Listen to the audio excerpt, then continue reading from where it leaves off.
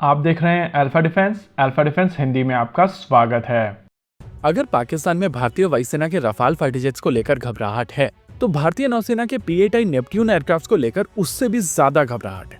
आमतौर पर भारतीय नौसेना अपने P-8I नेपट्यून एयरक्राफ्ट को लगातार ऑपरेट करती रहती है और जब से भारत और पाकिस्तान के बीच में टेंशन बढ़ा है, तब से इन एयरक्राफ्ट के सॉर्टी रेट्स भी बढ़ चुके हैं। इनफैक्ट पिछले कुछ दिनों से ये एयरक्राफ्ट पाकिस्तान के एक्सक्लूसिव इकोनॉमिक जोन के काफी करीब ऑपरेट करते हुए देखे गए हैं। लेकिन कल शाम को पाकिस्तान नेवी की तरफ से एक ट्वीट किया गया था, जहां पर उन्होंने कहा था कि भारतीय नौसेना के P-8I नेपट्यून एयरक्राफ्ट को उन्होंने देखा था। जी हाँ, पाकिस्तान की नेवी की तरफ से लिटरली एक एक्स के ऊपर पोस्ट की गई थी, जहां पर उन्होंने ये वीडियो शेयर किया था और अभी आप अपनी स्क्रीन के ऊपर इसी पोस्ट को देख सकते हैं। इंटरेस्टिंग चीज ये है कि पाकिस्तान की नेवी की तरफ से कहा गया है कि उन्होंने भारतीय नौसेना के इस एयरक्राफ्ट को देखा था। जी हाँ, उनकी तरफ से पोस्ट में साफ कहा गया है कि उन्होंने डिटेक्ट किया था।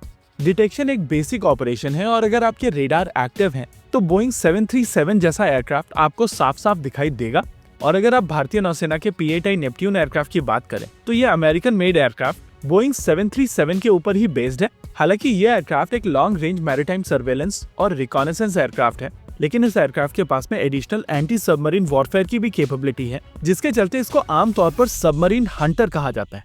लेकिन जब से भारत और पाकिस्तान के बीच में टेंशन बढ़ी है, तब से इंडियन नेवी की तरफ से इन एयरक्राफ्ट को पाकिस्तान के एक्सक्लूसिव इकोनॉमिक जोन के काफी करीब उड़ाया जा रहा है और इस यूनिट के अलग अलग एयरक्राफ्ट लगातार इस इलाके में ऑपरेट करके हर तरीके की इंटेल गैदर करने की कोशिश कर रहे हैं। लेकिन ये सारे मिशन जो भारतीय नौसेना करती आई है, ये सारे के सारे पब्लिक मिशन हैं, यानी कि आप इन एयरक्राफ्ट की फ्लाइट पाथ को फ्लाइट रेडार 24 के ऊपर जाकर मॉनिटर कर सकते हैं और आप कंटिन्यूअसली ट्रैक भी कर सकते हैं। यानी कि अगर पाकिस्तान नेवी की तरफ से इन एयरक्राफ्ट को डिटेक्ट किया गया था, तो कोई बहुत बड़ी बात नहीं है। ये बड़े एयरक्राफ्ट हैं जो आमतौर पर दूर से दिखाई देते हैं और आप सभी ने जमीन के ऊपर खड़े होकर कई बार बहुत सारे पैसेंजर एयरक्राफ्ट को देखा होगा, जिनको अगर आप इलेक्ट्रो ऑप्टिकल सिस्टम से देखेंगे तो वो और बेहतर दिखाई देंगे और एग्जैक्टली पाकिस्तान नेवी की तरफ से वही किया गया था। ऐसे में क्वेश्चन उठता है कि अगर बोइंग 737 जैसे एयरक्राफ्ट को आप नेकेड आई से देख सकते हैं और इलेक्ट्रो ऑप्टिकल सिस्टम से तो आप और बेहतर तरीके से देख सकते हैं, तो पाकिस्तान नेवी की तरफ से ये इस तरीके का ट्वीट क्यों किया गया था? आंसर बताता हूँ मैं आपको इस चीज का। भारतीय नौसेना का ये एयरक्राफ्ट हार्पून मिसाइल सिस्टम्स को कैरी करता है, यानी कि इस एयरक्राफ्ट के पास में लगभग 150 किलोमीटर की दूरी पर स्ट्राइक करने की क्षमता है। वहीं दूसरी ओर पाकिस्तान नेवी के शिप्स की अगर आप बात करें, तो इनके पास में कोई भी surface to air missile system नहीं है जो 70 किलोमीटर की दूरी पर भी मार कर ले। ऐसे में भारतीय नौसेना का P-8I Neptune stand of range से एंटी शिप मिशंस करके वापस आ जाएगा और पाकिस्तानी नौसेना कुछ कर भी नहीं पाएगी। यानी कि पाकिस्तान नेवी के पास में इस समय ऐसा कोई भी सिस्टम मौजूद नहीं है जो भारतीय नौसेना के इस एयरक्राफ्ट को जवाब दे सके। अब कल भारतीय नौसेना की तरफ से जो मिशन किया गया था, वो थोड़ा और डिफरेंट था, क्योंकि इस मिशन के दौरान भारतीय नौसेना का यह एयरक्राफ्ट पाकिस्तान के एक्सक्लूसिव इकोनॉमिक जोन में चला गया था।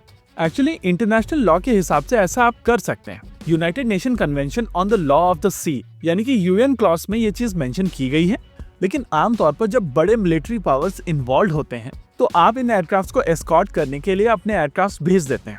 आप लोगों ने कई बार देखा होगा रशियन बेयर एयरक्राफ्ट को, यानी कि Tu-95 एयरक्राफ्ट को वेस्टर्न ओरिजिन के अलग अलग एयरक्राफ्ट एस्कॉर्ट करते हुए दिखाई देते हैं और इसको लेकर तो मीम भी मौजूद है। लेकिन पाकिस्तानी नौसेना के पास में ऐसा कोई ऑप्शन था नहीं और इसी वजह से उनके लिए जरूरी था कि वो कुछ ना कुछ तो नॉइस करें, ताकि पता चले कि कम से कम उनके पास में डिटेक्शन की कैपेबिलिटी तो है।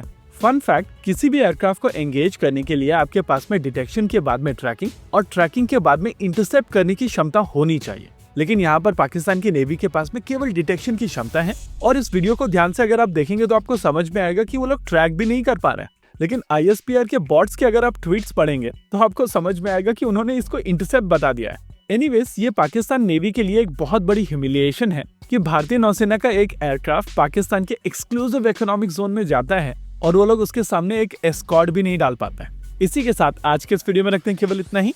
वीडियो को अंत तक देखने के लिए धन्यवाद। देखते रहिए अल्फा डिफेंस। जय हिंद।